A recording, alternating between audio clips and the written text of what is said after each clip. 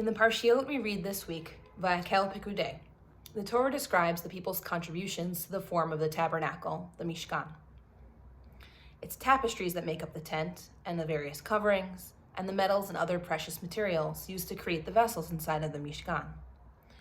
In describing the people's generosity donating these things to the Mishkan, we come upon a strange phrase in the pasuk in Shmot, chapter 35, verse 22. Vayavo anashim al anashim kol nadiv lev.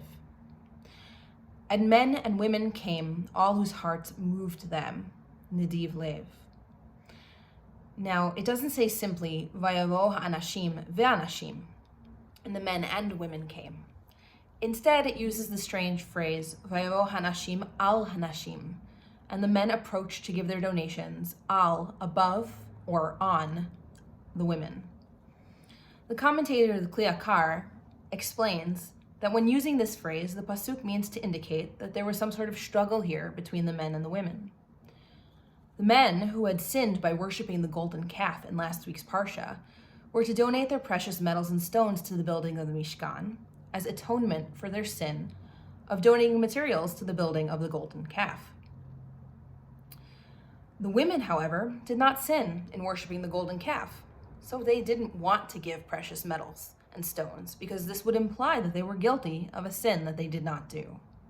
Instead, they would donate their skill by weaving cloths and tapestries for the Mishkan instead.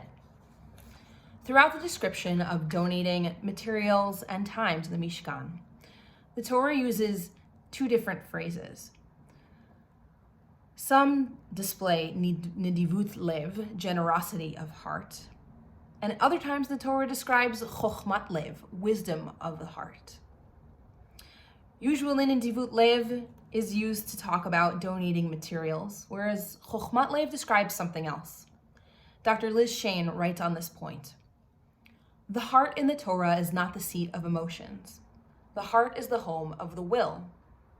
So when we revisit the language of chokhmei lev, those who are intelligent or wise of heart, we see that their intelligence lies in their ability to project their will into the world.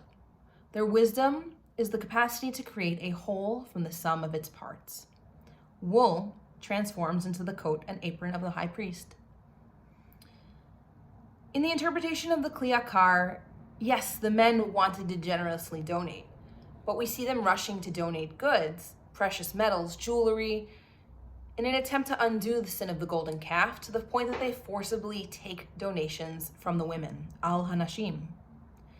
In contrast, the women here are choosing to use their wisdom of heart, chokhmat lev, instead, to deliberately translate their skill into tapestries, like we see Bitzalel translating his skill into the vessels. As Abigail Halpern in her essay on Vayakhel-Pekudei writes, "Perhaps Vayakhel and Pekudei teach us exactly this. Novelty is not always the point. There's holiness in reading these same words that we've already seen. The golden calf happens quickly in a dizzying rush, and even the men's attempts to undo their sin simply repeat that same forceful and violent tempo. The donations for the Mishkan are seized from unconsenting women. The building of the Mishkan takes slowness. We build God's sanctuary with repetitive, mundane action. The sanctuary," concludes Halpern, "comes into being through careful daily labor." This teaching resonates with me as we mark a year of our lives transformed in big and small ways by the pandemic. The individuals who make up our community, all of us, are engaged in careful daily labor of building our lives, caring for ourselves and for others, all throughout this difficult time. It can feel monotonous, at times meaningless, to repeat the same actions day in and day out, cooking the same meals, tidying the same spaces, trying again and again to connect through the same screens, or walks around the same familiar places. Making arrangements to help others often happen at a distance, and it lacks the meaningful payoff of being able to then enjoy each other's company in connection and in ways that we did before. And so the Parshiot this week offer this chizuk, or encouragement. Know that these actions, the deliberate intention behind the day-to-day maintenance of our lives, and the lives of those we care for is chokhmah, wisdom.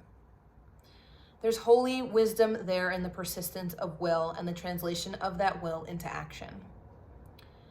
Actions to maintain your daily life and the lives of those you care for.